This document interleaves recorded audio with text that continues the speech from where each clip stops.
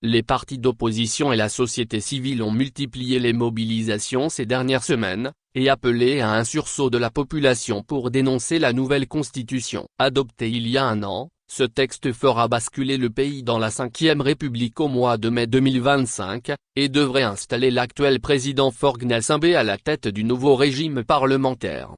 L'opposition togolaise a multiplié les initiatives ces derniers mois pour dénoncer la nouvelle constitution, malgré les risques de répression. Parmi ces actions, la signature de chartes, des conférences de presse ou encore le lancement d'un front de libération nationale. Bien que l'objectif soit partagé par tous, les approches restent disparates. Le Front de libération nationale a ainsi sollicité l'ensemble des partis politiques d'opposition, des associations et de la société civile pour unir leurs forces. Cependant, certaines entités n'ont pas répondu à cet appel à l'unité. Ces derniers mois, l'opposition s'est divisée sur la question de la participation aux élections sénatoriales, largement remportée par le parti au pouvoir. Le mouvement Touche pas à ma constitution estime que les ambitions personnelles doivent être mises de côté. Il faut changer la manière dont la lutte est menée, explique Nathaniel Olympio, porte-parole de Touche pas à ma constitution. Plutôt que de chercher le pouvoir pour ensuite changer les choses, il faut un changement préalable avant toute participation électorale. Contexte de répression. Cette stratégie repose sur la pression populaire,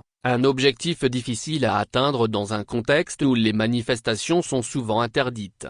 Il y a quelques jours, un meeting à Lomé, réunissant deux grands partis politiques et la société civile, a été organisé malgré les obstacles. Environ une dizaine de bus ont été arrêtés pour empêcher les populations de se déplacer, illustrant la répression en cours. Le régime ne veut pas que les populations se déplacent. Il a peur, commente Éric Dupuy, porte-parole de l'AN. Il ne faut pas oublier que le président Faure Gnassingbé est au pouvoir depuis 20 ans et a modifié la constitution pour se maintenir au pouvoir. Face à ces contestations, le gouvernement togolais, sollicité par TV5 Monde, défend sa réforme constitutionnelle, affirmant qu'elle a été menée dans les règles de l'article. Une campagne de sensibilisation a été lancée pour expliquer le nouveau régime parlementaire, largement couverte par la télévision nationale. Selon le gouvernement, cette réforme institutionnelle vise à renforcer l'organisation et le fonctionnement de la République, en promouvant une démocratie participative. Commencée à Kara, dans le nord du Togo, la campagne va se poursuivre dans plusieurs villes du pays. Source, TV5 Monde. Titre original, au Togo, l'opposition multiplie les actions pour dénoncer la nouvelle constitution.